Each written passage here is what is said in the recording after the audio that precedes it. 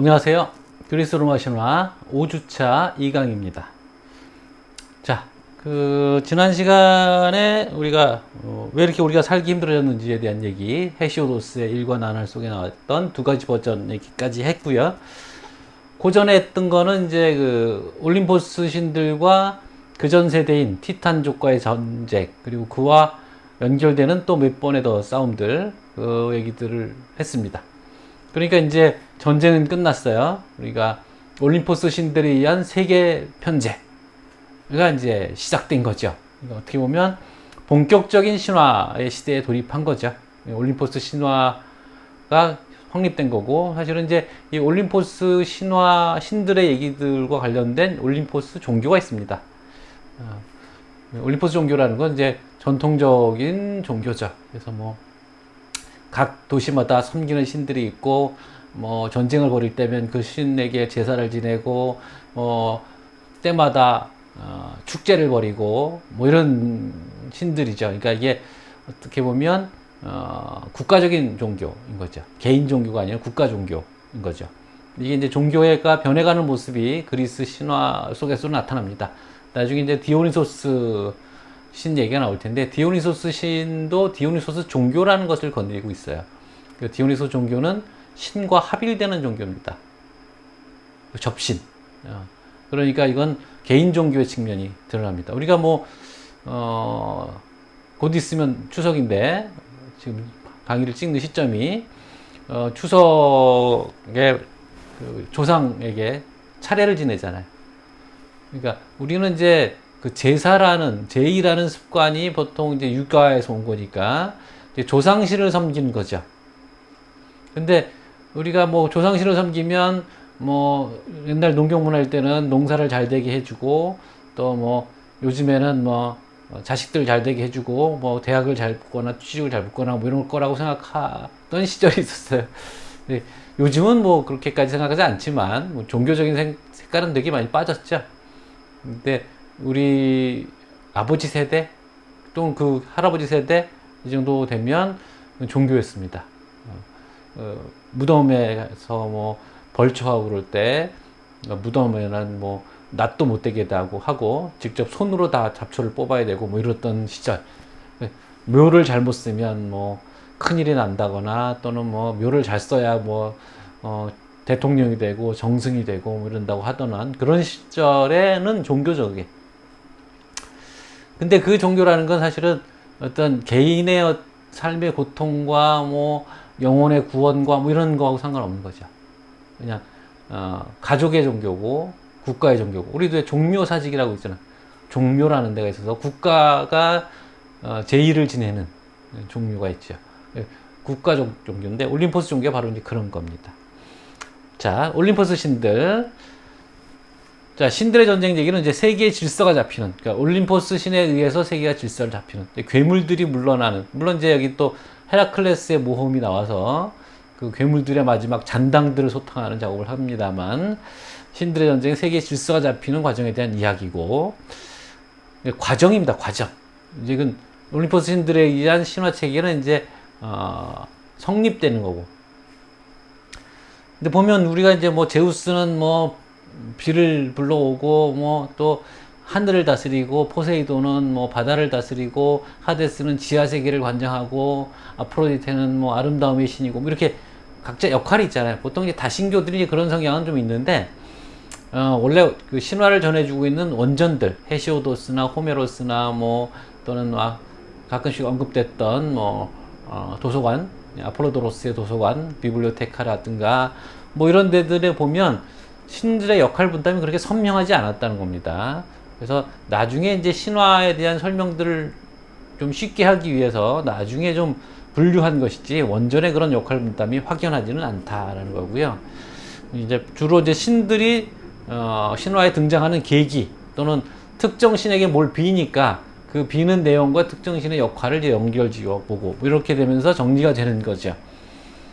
그 다음에 올림포스 신들은 앞에서 얘기했지만 부모 세대와 자식 세대로 구성되어 있습니다. 그래서 부모 세대는 제우스, 헤라, 포세이돈, 데메테르 요 4명이고, 자식 세대는 아폴론, 아르테미스. 아폴론과 아르테미스는 데메테르가 아니고 레토신이죠.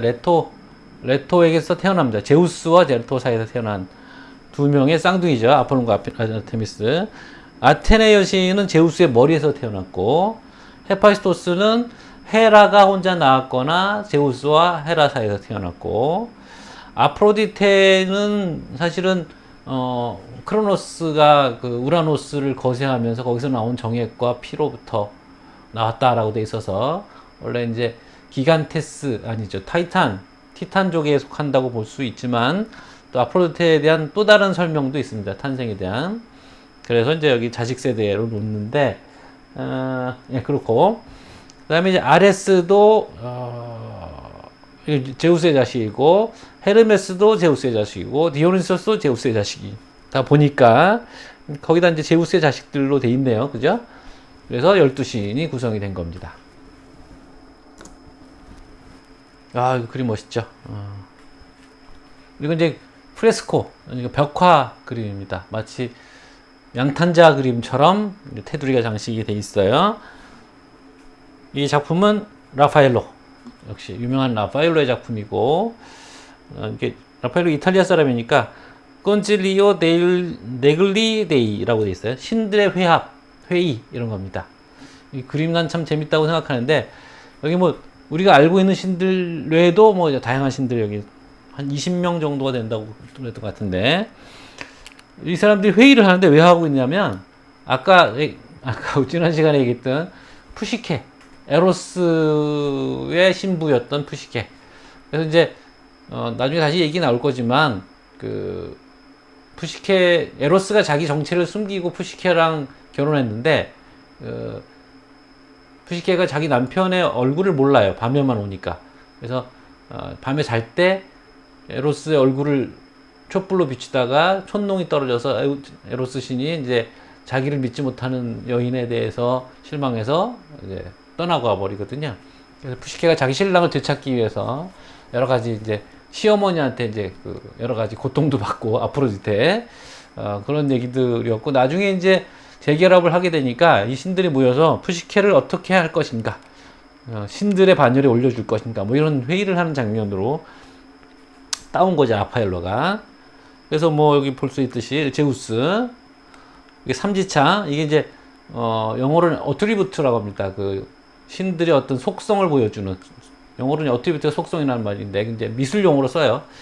그래서 뭐 어떤 물건이거나 동물이거나 뭐 꽃이나 뭐 이런 것도 해당할 텐데, 그런 것들을 통해서, 이게 뭐 만화가 아니라서 여기다가 뭐 이렇게 풍선표 만들어 놓고 제우스, 뭐 포세이돈 이렇게 써놓을 수가 없으니까 이런 이제 상징하는 물건들을 집어넣은 겁니다. 그래서 이거는 삼지창, 그래서 이제 포세이돈을 얘기하는 것이고, 이제 이지창이죠. 이건 이제 넵툰 누구더라? 또 하급신이 있어요. 바다신. 그 사람인 것 같고, 사람은 아니죠. 상반신을 벗은 이 여인은 누굴까요? 잘 모르겠네. 다 특별한 어떤 특징이 안 보여서 문제고, 여기는 이제 날개를 달고 있으니까 에로스겠죠, 그죠? 제우스 수염 달고, 여기 독수리 있죠. 독수리가 또 이 천둥을, 번개를 날라주는 존재거든요. 그래서 독수리가 제우스를 상징하고 있고, 여기 공작이 보이죠? 예, 공작은 헤라의 상징입니다. 헤라 여신.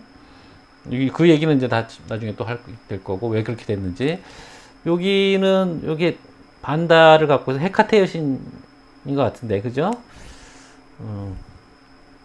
기억나나? 헤카테 여신의 상징이 초승달, 달의 세 가지 모습이라고 했었죠.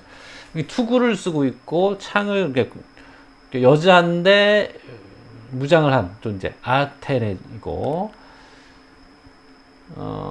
여기도 지금 여성인 것 같긴 한데, 아레스 신일 것 같아. 근데 남자라고, 미남으로 보면 아레스 신, 전쟁 신인 것 같고, 여기는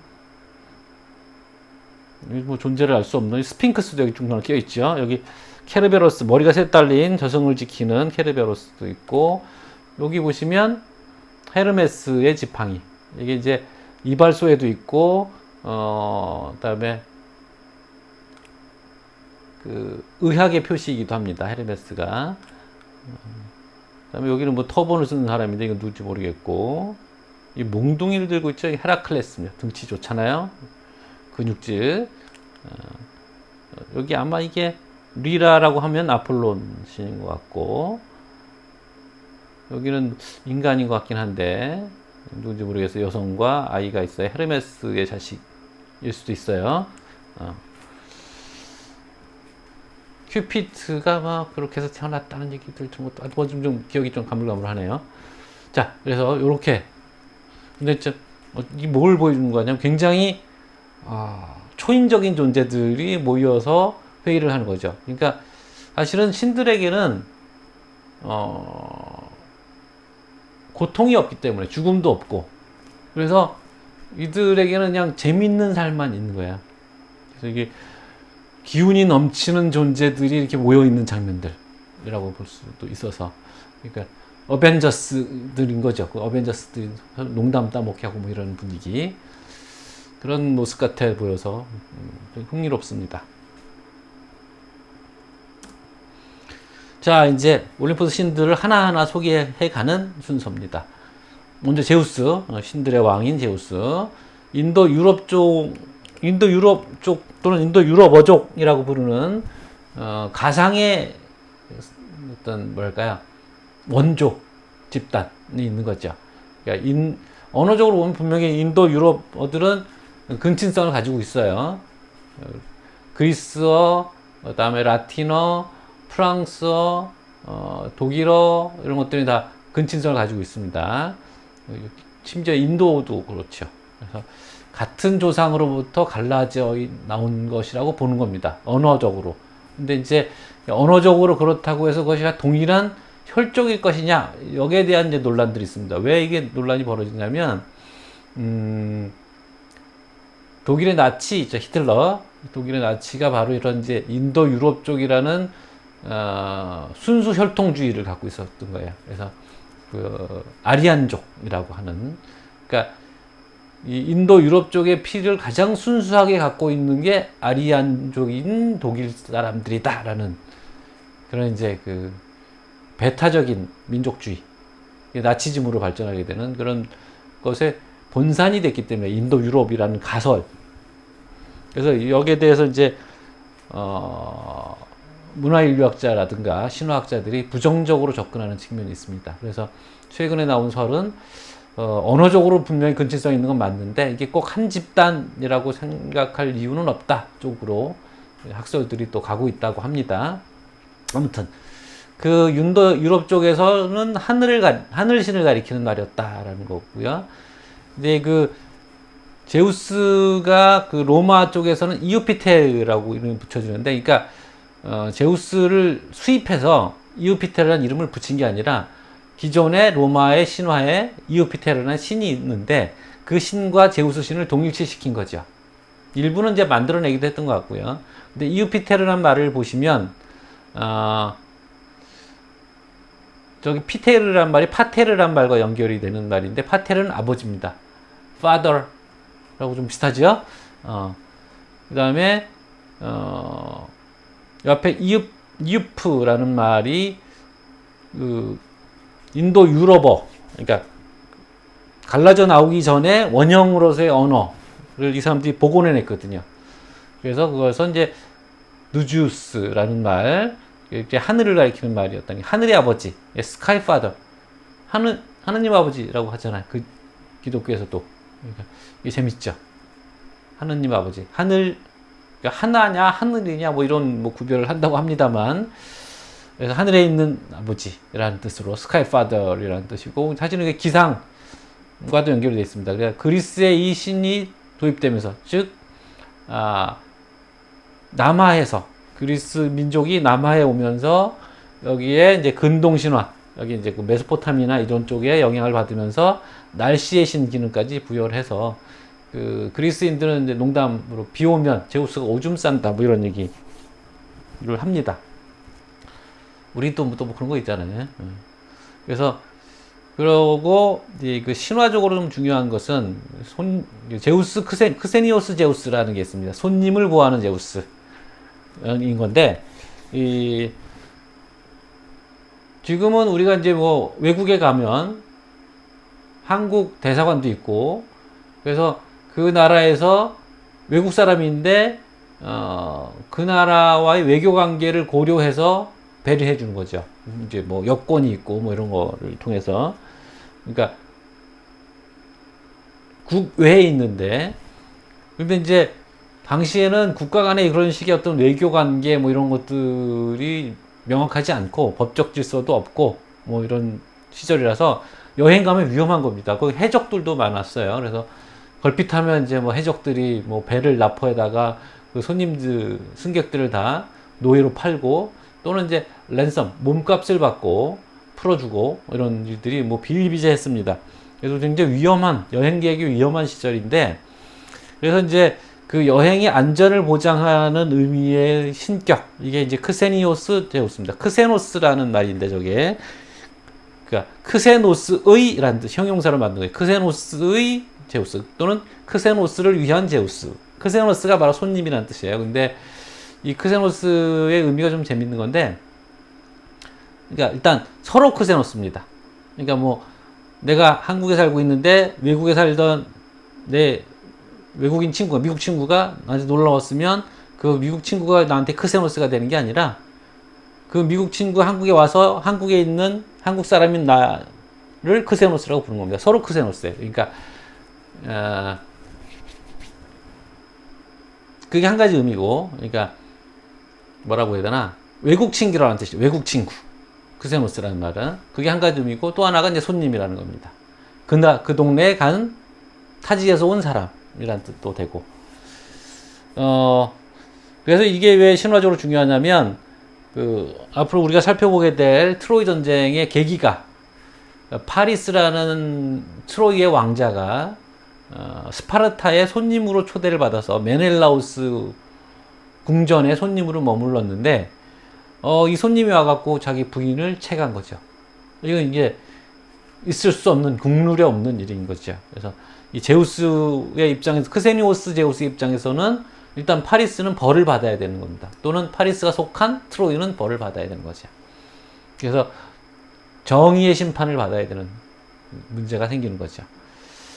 자, 그리고 제우스가 바람핀단 말이에요. 근데 제우스의 바람핀 얘기들은 이제 헤시오도스에서는 여인들의 목록, 제우스가 바람핀 여인들의 목록이 이제 나오는 거고, 이것도 천변선생 번역에 있어요. 호메로스 찬가란 것, 그 다음에 오비디우스의 변신 이야기 등이 이제 전하는 겁니다. 제우스의 바람 얘기가 문학적으로 또는 신화적으로 중요한 이유가, 제우스의 바람핀 얘기들이 계속 그 이후에 작가들, 뭐 화가들이 다 소재로 썼거든요. 그러니까 우리가 신화를 공부하는 이유 중에 하나가 신화를 통해서 성립됐던, 전에 뭐라고 그랬죠? 그러니까 그 소통의 어떤 기초, 소통의 매개체 역할을 한단 말이에요, 신화가. 그래서 그거를 알아야 그걸 토대로 이루어졌던 문화들을 이해할 수 있는 길이 생긴다는 거죠. 뭐 음악 작품이든 뭐 미술 작품이든 조각이든 또는 문학이든 거기 나오는 코드를 알아야 되는데, 그 코드로 많이 사용된 게 제우스가 바람핀 얘기들이에요. 근데 뭐 사실은 신화적으로는 제우스와 연주를 닿으려는 유력 가문들에서 만들어진 얘기일 가능성이 있어요. 나는 제우스의 후손이다. 근데 뭐 제우스가 뭐 헤라로부터만 이렇게 하면은 사람이 안 나오잖아요. 그러니까 제우스와 사람을 결합시켜야 자기들이 후손이 될 수 있으니까 그런 식의 얘기들이 만들어진 거로 보입니다. 자, 제우스의 모습입니다. 이건 스미르나이 제우스, 스미르나는 도시에서 발견된 제우스 상이에요. 250년경 작품으로 이제 생각을 하고, 처음에는 그냥 제우스인지 알 수가 없어요. 왜냐하면 오른팔이 부서진 상태로 발견이 됐다고 합니다. 그래서 뭐 신상일 테고 남자인 것까지는 알겠는데, 꼭 제우스인지는 알 수 없는 일이었는데, 피에르 르나리에 이름도 어렵네.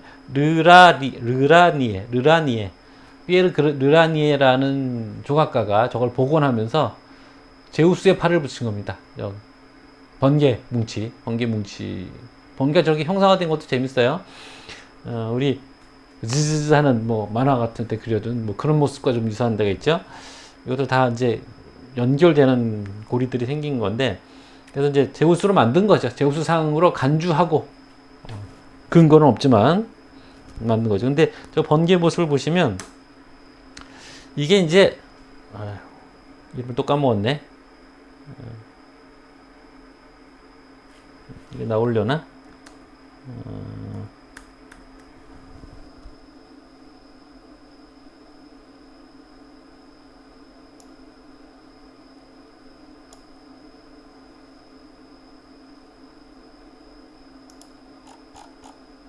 그리고 이게 아닌데.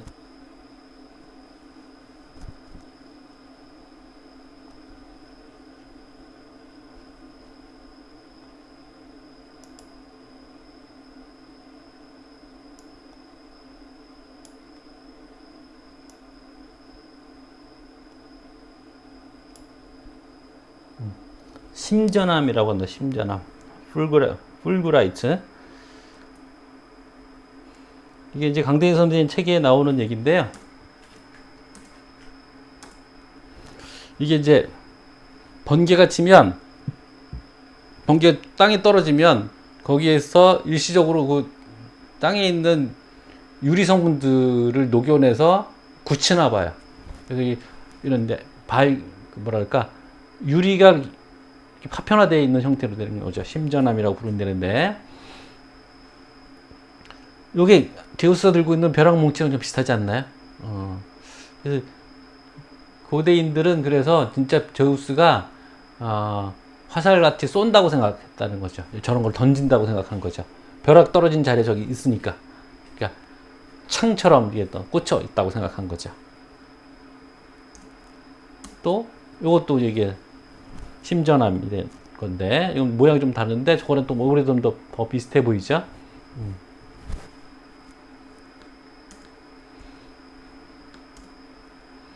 자, 이게 재밌죠.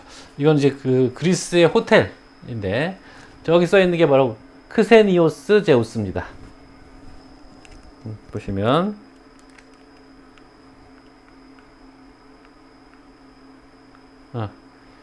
이게 뭐 왕자처럼 보이죠. 한자 왕자처럼 보이지만 여기 크스라는 말이고 E고 N이고 I고 S, 이건 나머지는 비슷하죠. 글자가 크세니오스 제우스, 그러니까 손님을 위한 제우스인데 호텔 이름으로 아주 적절하게 잘 갖다 붙였죠.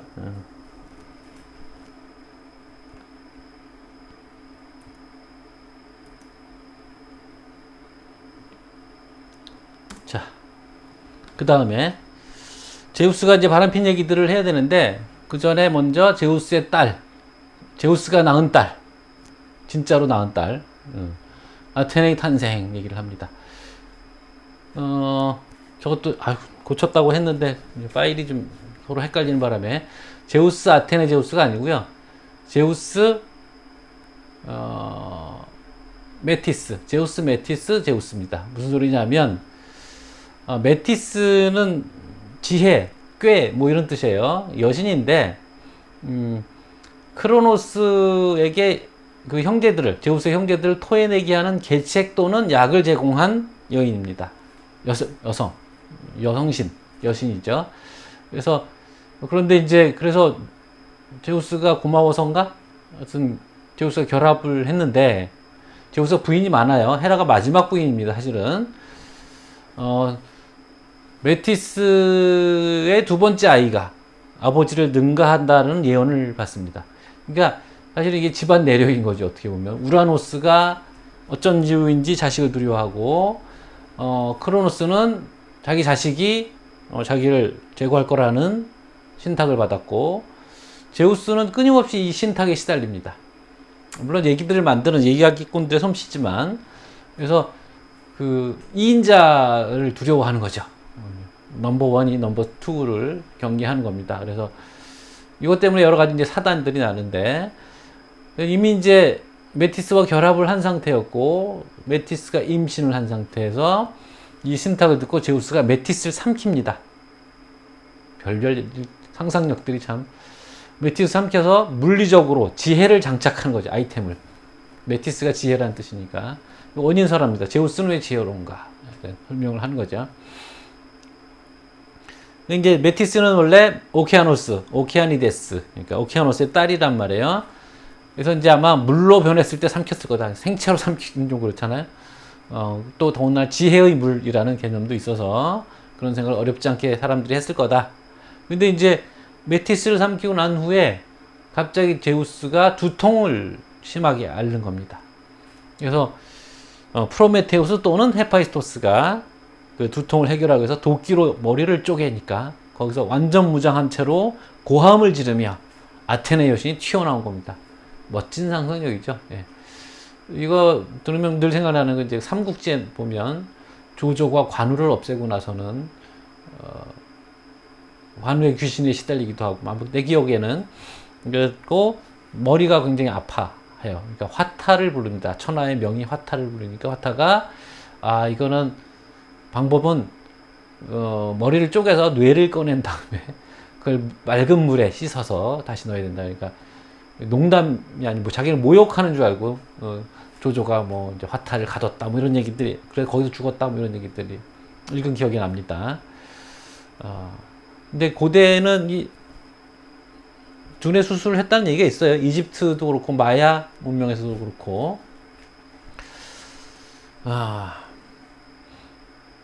그래서 이제 어머니 없이 태어난. 그래서 제우스, 아테네가 아니고 메티스, 그 다음에 플러스 제우스라는 얘기가 제우스와 메티스 사이에서 처음 일단 임신이 됐고, 그걸 제우스가 다시 뱃속에서 본의 아니게 키워서 머리로 토해냈기 때문에 제우스가 한 번 더 들어간 거예요.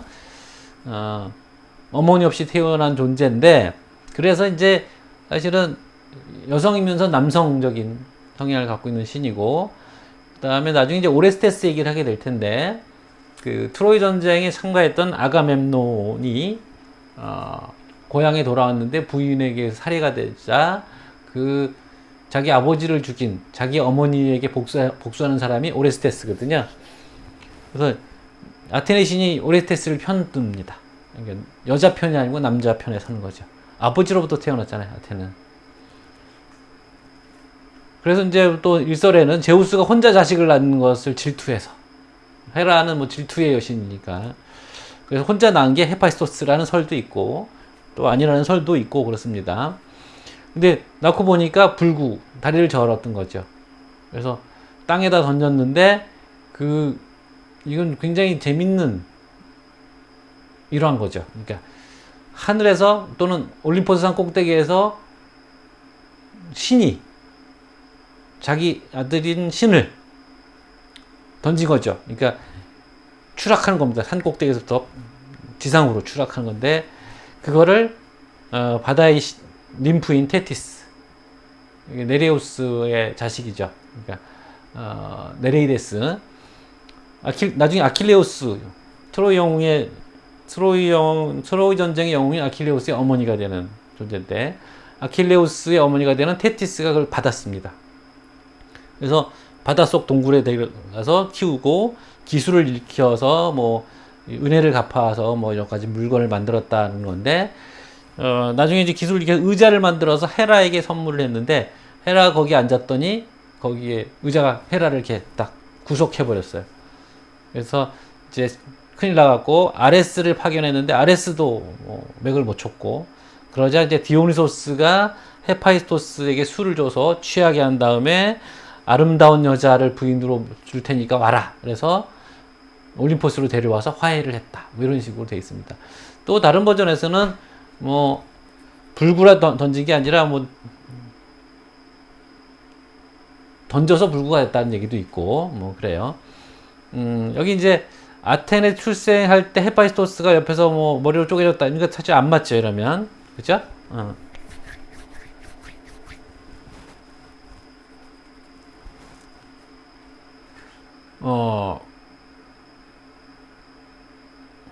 왜 안 맞을까?